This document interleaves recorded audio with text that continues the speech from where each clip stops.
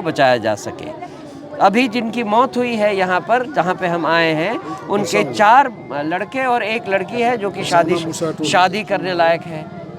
और मांझी समाज में वो मजदूरी करते थे, उनके बच्चे भी परीक्षण मांझी जी, और उनके बच्चे जो हैं वो पलायन के शिकार हैं, वो दूसरे राज्यों में जाकर नौकरी कर रहे हैं। मतलब ये सारी की सारी चीज़ें ऐसी हैं जो बिहार के एक घर में नहीं, हज़ारों लाखों घरों की यही हालत है। और जन सुराज शुरू बड़ी संख्या में 3-4 किलोमीटर के अंदर बहुत सारे लोग जहरीली शराब पीने से उनकी मौत हो गई है।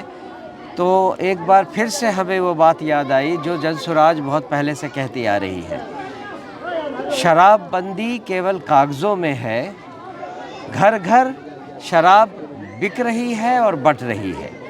लेकिन जो गरीब हैं, जिनको इतनी महंगी शराब अब नहीं मिल सकती, उनको फंसाने के लिए जो जहरीली शराब बेचने वाले हैं वो लोग अपना धंधा चलाए हुए हैं, और इसमें फंसते वही हैं जो बहुत ज़्यादा गरीब हैं। मुझे नहीं मालूम कि सरकार कब जगेगी, कितनी और मौतें होंगी उसके पहले सरकार जगेगी कि शराबबंदी को इमीडिएटली ख़त्म करने की ज़रूरत है, जिससे कि आम आदमी की ज़िंदगी कम से कम बच सके। ये महिलाएं जो यहाँ पीछे रो रही हैं, इनसे ज़रा पूछिए क्या वो शराबबंदी चाहती हैं या नहीं चाहती हैं। उनके पति जो जहरीली शराब से मर गए, जिनके भाई जहरीली शराब से मर गए, जिनके बेटे जहरीली शराब से मर गए, क्या उनको नहीं लगता है कि शराबबंदी नहीं होनी चाहिए? अगर शराब नहीं बंद होती तो इन सब की ज़िंदगी बच सकती थी। और जिनको जिनको भी ज़रूरत है उनको ऑफिशियली जो ऑफिशियल आउटलेट है उससे शराब मिल सकती थी। और जो चीज़ पहले 100 रुपये में मिलती थी आज 400 रुपये में मिल रही है। इससे जिनके जेबें गर्म हो रही हैं वो सब नहीं चाहते हैं कि शराबबंदी उठे। और सरकार पिछले 9 सालों से लगातार इस बात के पीछे पड़ी हुई है कि वो शराबबंदी चालू होनी चाहिए, लागू होनी चाहिए। जनसुराज एक बार फिर इस मौके पर सरकार से आग्रह करती है कि शराबबंदी को जल्दी से जल्दी उठाया जाए और राज्य में कानून व्यवस्था को सही किया जाए। सुशासन जो प्रशासन में होना चाहिए कि जहाँ कहीं गलत हो रहा है वहाँ वो जल्दी से पहुँचकर उस गलत काम को रोके, जिससे मासूम जानों को बचाया जा सके। अभी जिनकी मौत हुई है यहाँ पर जहाँ पे हम आए हैं, उनके 4 लड़के और 1 लड़की है जो कि शादी करने लायक है। और मांझी समाज में वो मजदूरी करते थे, उनके बच्चे भी परीक्षण मांझी जी, और उनके बच्चे जो हैं वो पलायन के शिकार हैं, वो दूसरे राज्यों में जाकर नौकरी कर रहे हैं। मतलब ये सारी की सारी चीज़ें ऐसी हैं जो बिहार के एक घर में नहीं, हज़ारों लाखों घरों की यही हालत है। और जनसुराज शुरू से कहती आ रही है, बिहार में अगर व्यवस्था को बदलना है तो सबसे पहले पलायन को रोकने की ज़रूरत है, और उनमें से एक चीज़ है शराबबंदी। हम फिर से एक बार सरकार से दोहराते हैं कि शराबबंदी के कानून को जो केवल कागज़ों में है उसे खारिज करें और लोगों को राहत दें। दो छोटा छोटा सवाल रहेगा। क्या शराबबंदी पे पूर्ण रूपेण जो है सिस्टम और सरकार प्रशासन फेल है? और एक छोटा और सा सवाल इसमें रहेगा कि क्या शहर के पास होने के बावजूद इस प्रकार का जो अवैध व्यवस्था जो है वो फल फूल रहा है, क्या इसमें प्रशासन मिलीभगत भी हो सकती है? पहले मैं दूसरे सवाल का जवाब दूँ।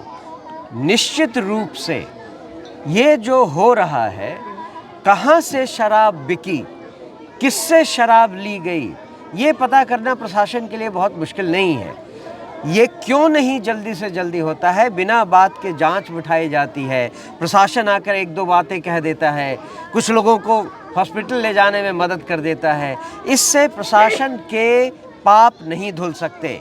प्रशासन को अगर एफिशिएंट दिखना है तो उन्हें जल्दी से जल्दी ये पता करना चाहिए कि ये जो 44 लोग विभिन्न हालतों में हैं, 5-7 लोग मर चुके हैं, बाकी लोग मरने की कगार में हैं, उसके पीछे कौन है जो कि इस तरह के जहरीली शराब को बेचने का धंधा कर रहे हैं। पर पुलिस को और प्रशासन को दोनों को चौकस रहने की ज़रूरत है।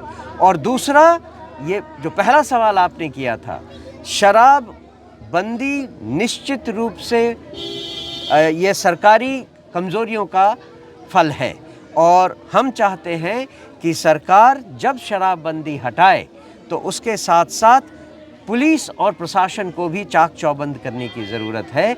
इस पर कोई शक नहीं। अध्यक्ष जी, धन्यवाद। इस पर इससे 3 साल पहले भी यहाँ मृत्यु हुई थी शराब पीने से। 44 लोगों को मृत्यु हुई थी 2023 में 44 और लोगों की, जी, इसी गांव इसी क्षेत्र में, इसी थाना अंतर्गत। और आप अभी सोच इस कर तरह की घटना घटी है तो क्या आप सोच कर देख लीजिए कि 3 सालों तक भी सरकार की नींद नहीं खुली है और इस बीच में चुनाव आए, लोगों ने वोट भी किया, लेकिन जनसुराज के समझाने के बावजूद लोगों की समझ में ये बात नहीं आई कि बदलाव किसे कहते हैं। अगर पुरानी सरकार रही तो ज़िंदगी वैसे ही चलेगी जैसे 44 मौतें पहले हुई थी। इस बार फिर से लगभग 44 लोग ही हैं जो जीवन और मौत से जूझ रहे हैं। लोगों को भी समझने की ज़रूरत है।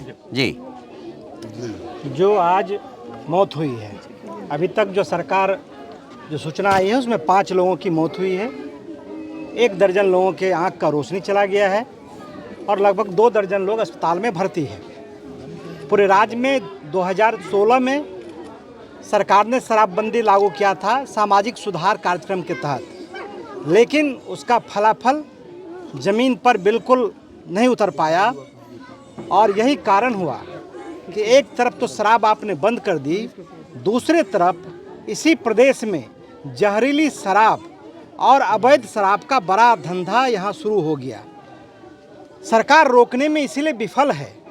अभी तक कुल जो मौतें हुई है सरकारी आंकड़ा के अनुसार 361 मौतें हुई है, वो सिर्फ सरकारी आंकड़ा है, लेकिन आप यदि सही आकलन करेंगे तो लगभग 1300 से ऊपर निर्दोष लोगों का जान गया है, जिसको सरकार ने भी माना कि ये मौत शराब से कहीं ना कहीं हुई है।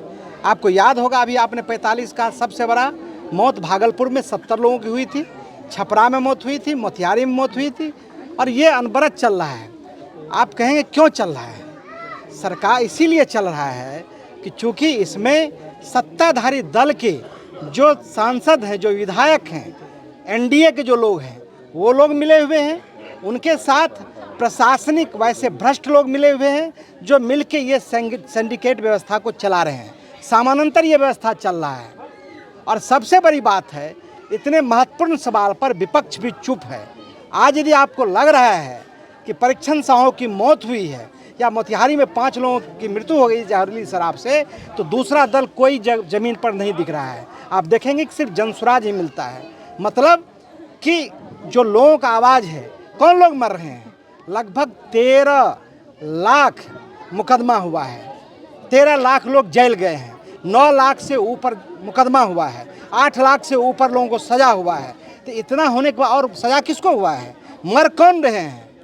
पैसा किससे लिया जा रहा है? वो तमाम गरीब है, दलित है, अति पिछड़ी जाति के लोग हैं, समाज के सबसे कमज़ोर तबके के लोग हैं। वो बड़े लोग नहीं हैं और वो सिर्फ एक संगठित गिरोह जिसको सत्ता का संरक्षण है उनके नेतृत्व में चल रहा है और विपक्ष मौन है। इसलिए जनसुराज ने पहले ही कहा था, अध्यक्ष जी ने बताया कि हम लोगों ने कहा था कि भाई शराबबंदी को अब बिल्कुल नीतीश कुमार का ये जिद है, इसको ख़त्म कर देना चाहिए, लेकिन लोगों ने नहीं माना, लोगों ने वोट नहीं दिया और यही कारण है कि उनको आज जहरीली शराब पीकर मरना पड़ रहा है। पुलिस को नहीं मालूम है क्या? प्रशासन को, वीडियो को नहीं मालूम है कि कौन बेच रहा है? वो चिन्हित है, बेचने वाला भी चिन्हित है, जगह भी चिन्हित है। प्रशासन उस पर सख्त कार्रवाई क्यों नहीं करती है? क्योंकि उसको सत्ता का संरक्षण है और पदाधिकारी को पैसा मिल रहा है, इसीलिए कार्रवाई नहीं होती है। तो हम लोग मांग करते हैं कि जो नीति 2016 में बनी थी, अब उस नीति का कोई मतलब नहीं रह गया, उस पर पुनर्विचार करना चाहिए।